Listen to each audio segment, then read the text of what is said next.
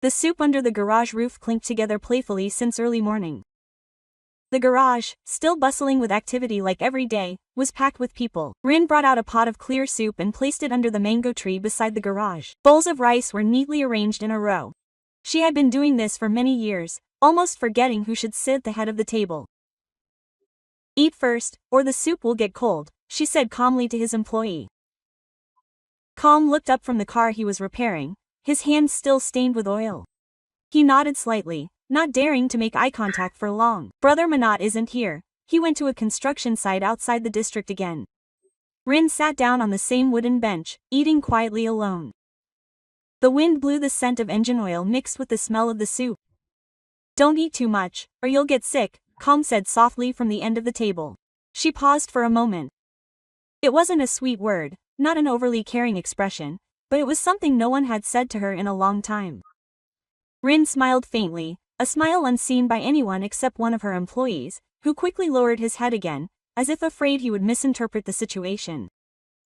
Nothing had happened under the garage roof that day, except for a small feeling that was beginning to find its place. Someone's heart was racing, the sky darkened faster than expected. Rin sat in the same wooden house, the food she had carefully prepared beginning to cool. She checked the time, 7 p.m., 8 p.m. Her phone lay beside her plate, no calls, no messages. Manat had said there was a lot of work, she'd get used to it, but some things shouldn't be something you have to get used to. The sound of a motorcycle engine drifted from the front of the house. Rin got up, thinking it was her husband, but it was Kong. He had just finished putting away his tools. "Didn't Manat call to say he'd be back late?" he asked cautiously. Rin shook her head gently. "No, it's all right." The phrase, "it's all right," had become more and more common, even though deep down, she felt nothing. Kong hesitated in front of the house, as if wanting to say something, but chose silence. "Have you eaten yet?" he finally asked. "Yes," she replied, even though she hadn't touched her food. Kong nodded, not questioning, not nagging, not making her feel uncomfortable. He just spoke softly before walking away. "The air is cold, don't forget to close the windows." Quote. Rin watched his retreating back. His silence filled her heart. Her heart spoke louder than any words. That night, Pete Mana's returned almost at midnight, still drunk. There was no greeting. He simply lay down, turning his back to her, just like every night before. Rin opened her eyes beside him, listening to his breathing, and softly asked herself in the darkness, "We're sitting here, but does he ever know how I feel?" Under the same roof, there are two people further apart than ever before. And at the garage tomorrow, there will be someone else, someone she doesn't need to say anything to, yet feels is always listening. Quote. Rain poured down without warning, large raindrops crashing against the corrugated iron roof of the garage. Rin stood frozen on the porch, still holding the food tray. Pete Manas had called, briefly saying he wouldn't be home tonight, a short, almost abrupt ending to a conversation she didn't want to start. Footsteps echoed from the garage as Kong ran in with a tarp. "It's raining heavily, Pete Manas. Let me help you clean up." Quote. They both helped move the tools, their hands wet and muddy. Rin's hands trembled slightly. Kong stopped, took off his own jacket, and offered it to her. "I'm going to get sick if I don't take this," Rin hesitated, but the rain didn't give her time to think.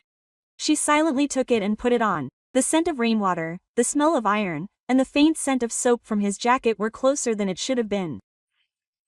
They were sheltering from the rain under the roof of the garage, a single light casting shadows of their two bodies overlapping on the wet ground. "Are you feeling cold, P?" he asked without looking at her. A little, her voice was softer than the rain.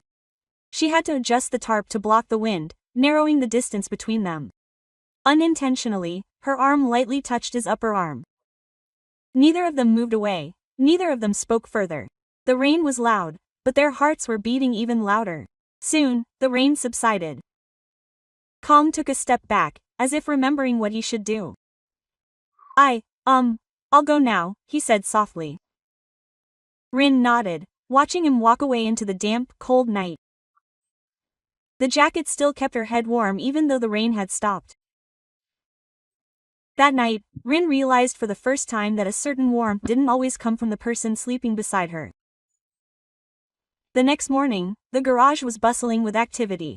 Nothing had happened, and Rin was still standing in the wooden kitchen, arranging rice. The aroma of omelets and curry wafted faintly from the lunchbox. Manas had called, just to say he wasn't back yet. That work was long.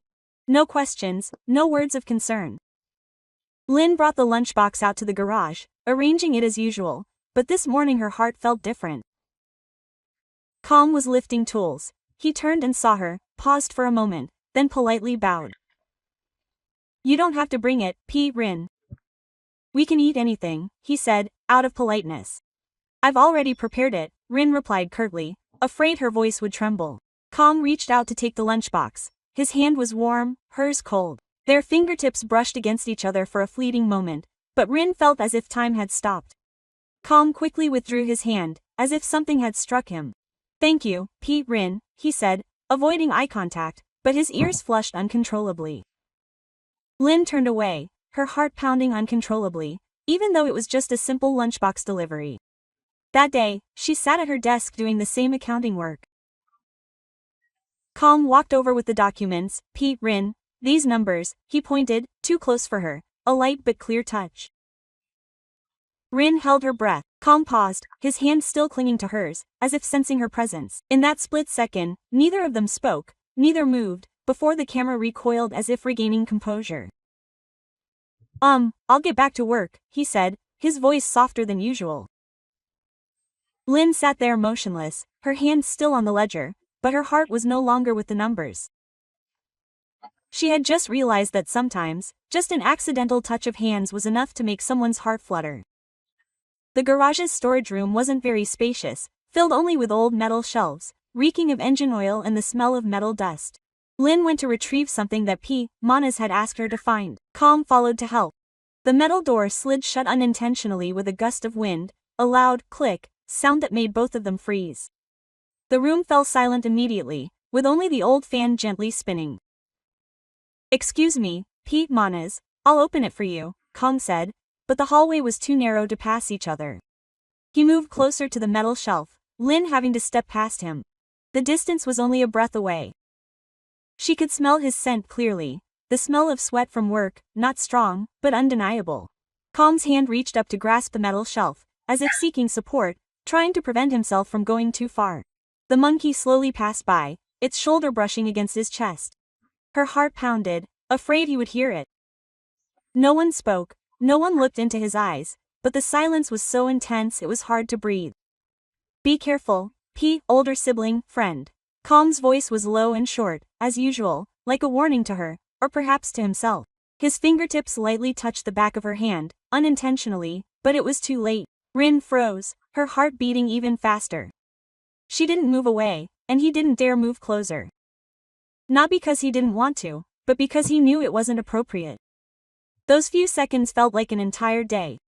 Calm withdrew his hand before opening the iron door, letting the sunlight stream in, as if opening the way for her to regain her composure. I'm sure you can now speak, older sibling, friend, he said calmly, but his eyes were anything but calm. Rin nodded and walked out, leaving the awkwardness in that cramped room. But the feeling followed her, silently and heavier than before. That evening, the workshop was quieter than usual. Normally, the employees would gradually go home. Rin sat at the same wooden table, the account book open, but the numbers weren't moving forward, like her heart. Manas called to say that tomorrow. I'm going back to Sai Sanan, Rin said in the same short, emotionless tone, without questions or expressions of longing. She hung up the phone, not feeling the pain she had before, just a sense of familiarity. Calm walked in to collect his last tool. He stopped, standing a distance away, not approaching like the day before. I'll be leaving now, Rin, he said calmly and politely, like a regular employee. Rin looked up, meeting his gaze for a fleeting second, but both knew there was something more. Drive safely, she replied, her voice calm but softer than she intended. Calm nodded before turning his back and walking away, never to look back. Rin watched his retreating back until he disappeared from sight, until the sun set and the shadows of the garage grew longer and longer. Nothing happened. There was no confession, no crossing of boundaries, only feelings that had arisen and had to be kept hidden. That night, Rin slept beside her husband, facing the wall as usual, but in her heart, she knew that the silence of someone else might be gentler than the words of the person lying beside her. And under the roof of this workshop, there remained one thing that no one spoke of, yet no one forgot.